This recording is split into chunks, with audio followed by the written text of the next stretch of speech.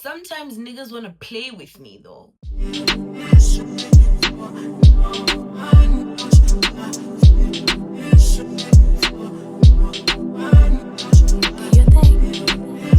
Yeah, yeah.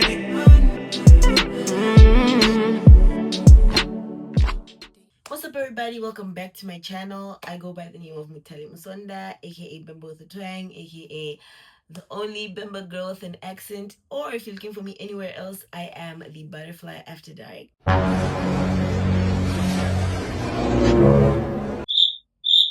Anyways, so today we're gonna talk about something a little personal, or maybe a lot personal, but a little personal. Something extremely close to me, something that I battle with on a daily basis, and I feel misunderstood and misjudged by or from.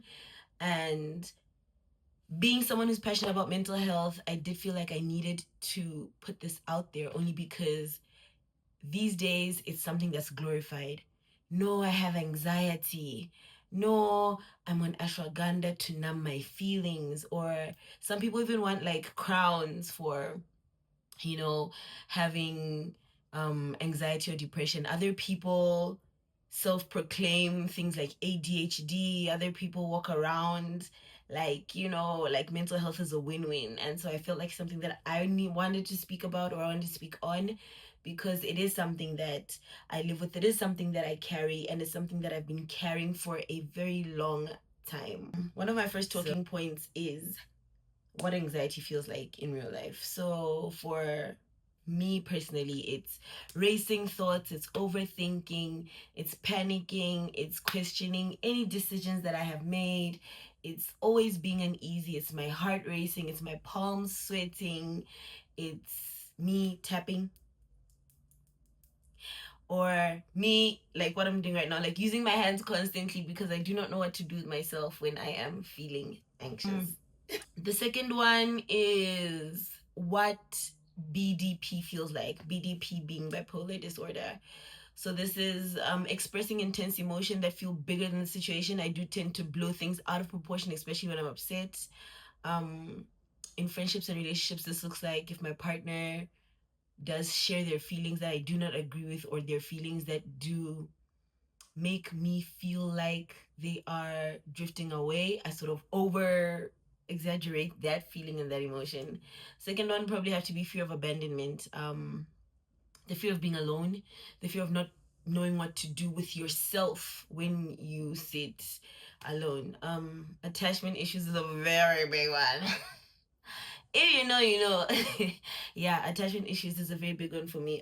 Mood changes like constantly. Like I could be good, but any small thing could rub me off the wrong way. Like when it comes to things like my business, I am a perfectionist when it comes to things like my business. And so if I feel like something is not done the way I would do it, my mood sort of changes because I sort of expect people to have the same urgency to my business as I would to it. Sometimes it also feels like carrying guilt after expressing my emotions. So if I'm having a dispute either with my friends, my family, or even my partner, relationship wise, and I communicate my feelings and they do not agree with them, or they do not agree with what I have shared, I start to feel guilty for even extending grace in communicating, only because then I do feel less of myself and I feel like I should have just kept quiet, and I feel like my feelings are invalidated. The third one is, how do these things show up in me?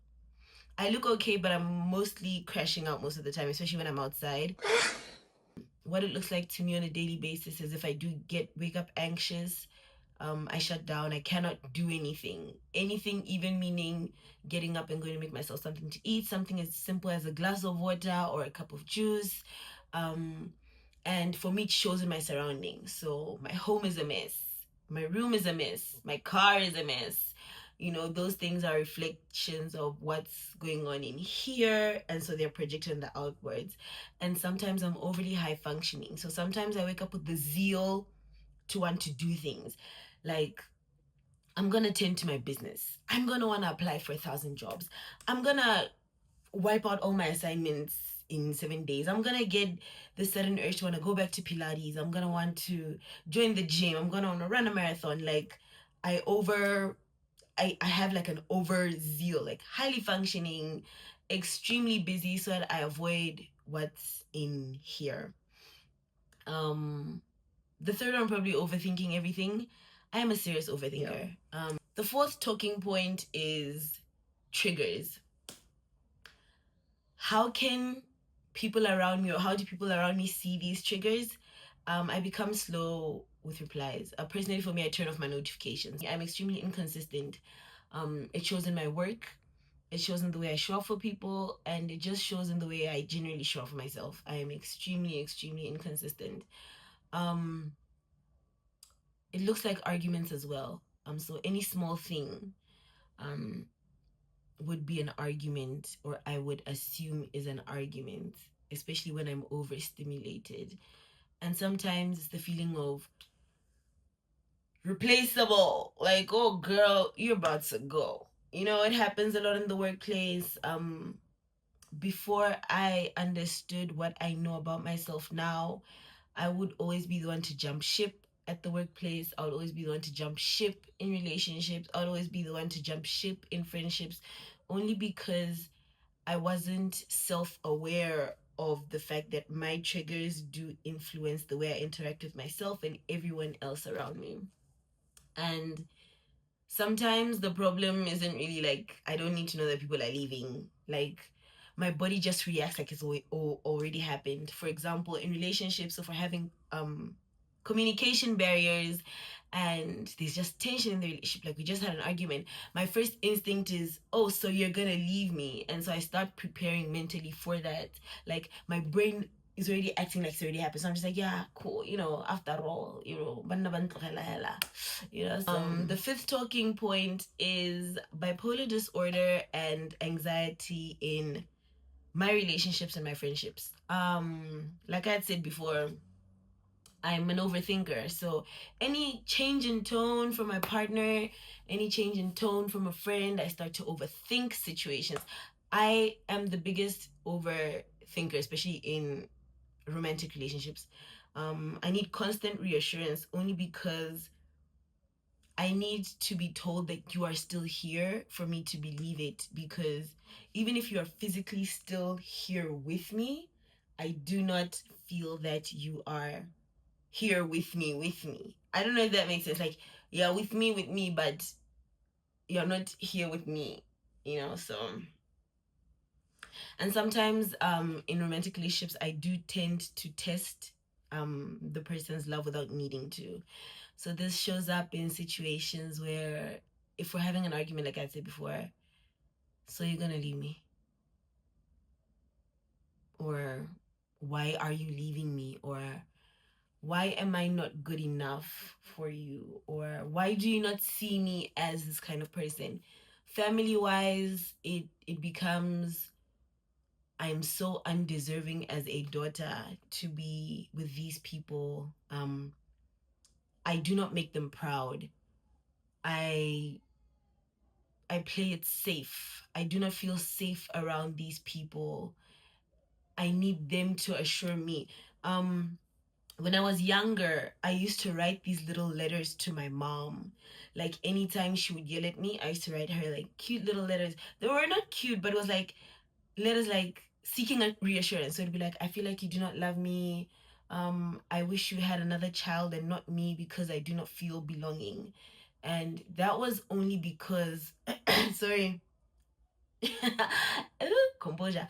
That was only because I did not understand who I was in the time. I didn't feel safe and secure even in my own parents' home, in my own upbringing. I did not feel safe and secure. And so the questions needed to be asked.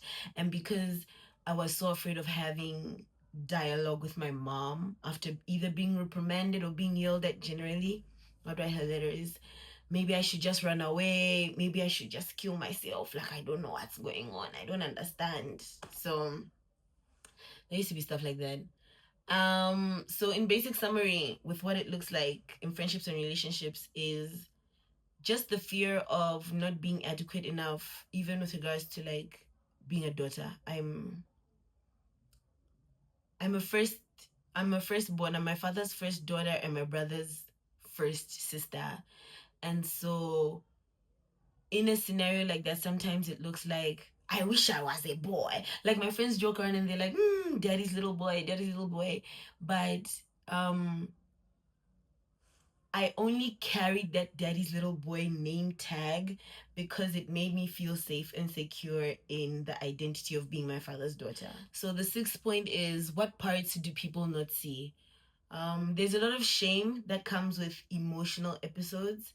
Um, a lot of I shouldn't have done this, I shouldn't have said this, why did I say that? I could have said this better or stuff like that. There's a lot of self hate that I tend to carry sometimes during my episodes where I just sit and I do not like myself. I do not like my appearance. I do not like the way I sound. I do not like the way I appear to people or just myself as an individual. And I could be surrounded by so many people, but I will always feel lonely.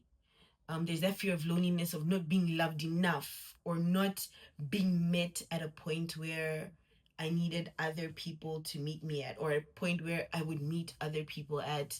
There's a lot of wanting love, like wanting genuine romantic relationship, but not trusting the person because you've either always been left for someone else or because you've never felt good enough for someone. Like you've never felt like you're wholesome for someone.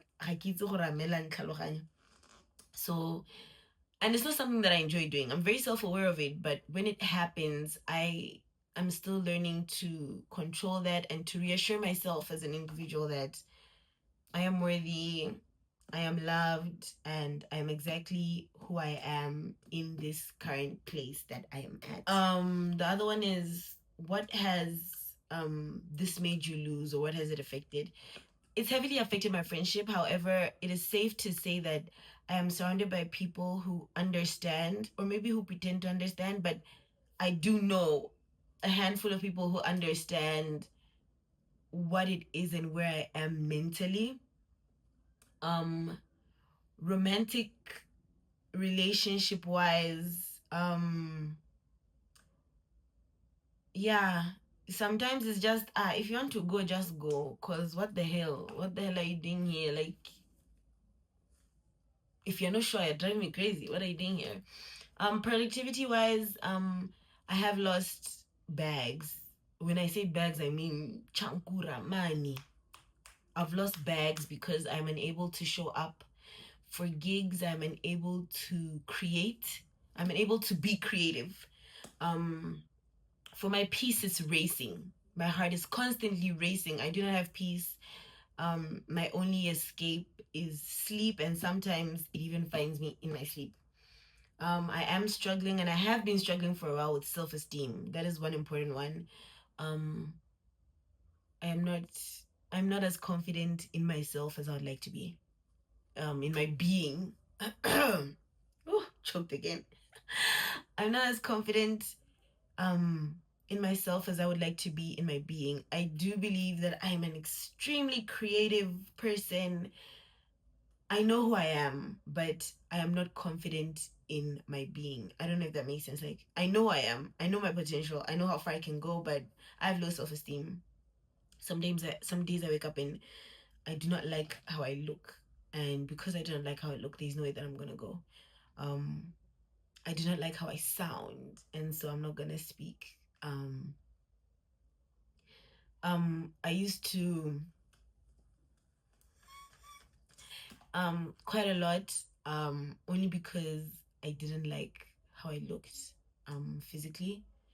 Um I don't I don't do it anymore, but I do have days where I wake up and I struggle because I do not know who I am or understand what it is. What helps me cope? Despite the drugs, not drugs like, no, like the medicated drugs. I love to read. Sometimes I find myself looking for my inner child again because that version of me was safe. And so I look for what the safe version of me used to enjoy doing. And I sort of start to redo that in my adulthood. Some days are hard, some days aren't as hard.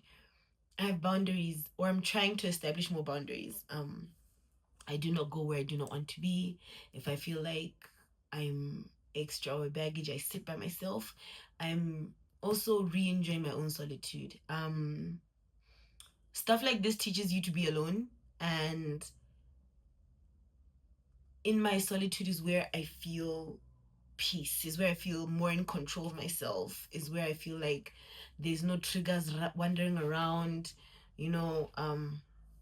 I block a lot. So sometimes niggas want to play with me though. Some people, they behave like viruses, I swear. On Beyonce's internet, they want to play with me and they want to do like quick subs and quick unblocks and reblocks, but you don't know who you're killing here. And if we're being honest, you could probably be my 13th reason and you'll just think, no, I was just doing that because I wanted to show that I did this. But you could be my 13th reason because I could have 12 other reasons. And then you're just out there playing on Beyonce's internet like the world revolves around you when it really doesn't. And then now what happens is when someone now reacts because you have triggered them, when they react, you now go and start calling mental health. And then you start calling anxiety. And then you start calling ashwagandha. When we could be kinder to people. We could really be kinder to people. And healing is genuinely not instant. The people that come on the internet and tell you heal, heal, heal, healing is not instant. And healing is also not about never being triggered. There will always be triggers. They will always be triggered. They will always be triggers. Someone somewhere will come and they will trigger you, but it's about learning what to do when you are triggered. It's about learning what to do when you are triggered. Sometimes it could be good habits, sometimes it could be bad habits, but once you find the zeal and the balance, things do not trigger you as much. What do I think I need from others? Consistency. Anyway, anyways, consistency, reassurance, not manipulation. There are people that come into your life only because of what you can do for them and not because they genuinely want to be in your life. Reassurance is big. Patience. The people that know me personally do hold space for me because of patience. Emotional safety. I'm an unregulated, any day is tea time for me. Like just like a few minutes ago, People going through shit. Sometimes you realize that people only trigger you because they are just as insecure as you probably are. And so you extend grace, you hold grace. But that doesn't mean you should play with me. And so, in closing, with whatever you struggle with, be kind. My friend always says there's never a day that goes by when he does not say, be kind. You never know what the next person is going through. You never know what the next person is feeling. You never know how the next person is feeling. So be kind, hold space. I like to say, give love, receive it, appreciate it, and let it be genuine. Like, let it be a constant. Anyways, if this video made you feel seen or heard, do leave a like and a comment down below. And as I love and leave you, don't forget to give love, receive it, appreciate it, reciprocate it, and enjoy it while you still can. Life is short, and do not be anyone's 13th reason. Bye.